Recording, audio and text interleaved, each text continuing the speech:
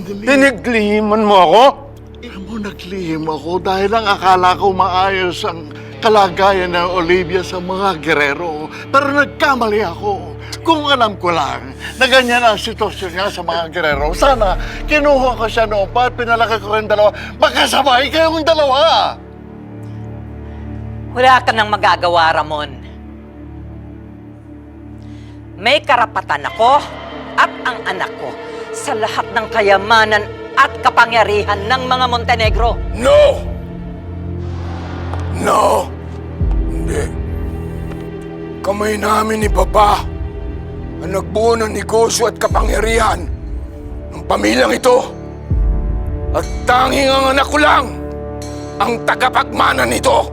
Wala nang iba. Hindi isang tagalabas. Hindi isang kirero na pumaparte lang sa yaman namin. That's not for you to decide. I am going to claim what's rightfully mine. No, never.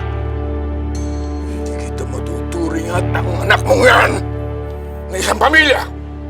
Bakit?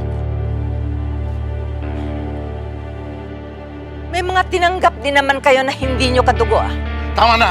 Tama na! Ramon, Olivia, sana naman magkasundo na magkaintindihan kayong dalawa. Don't worry, Papa. I'm just here to claim my birthright.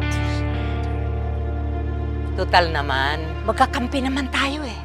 Laban sa mga gerero. You can trust me. Hinding-hindi ko tatraidorin ang pamilyang ito. You will never be part of this family.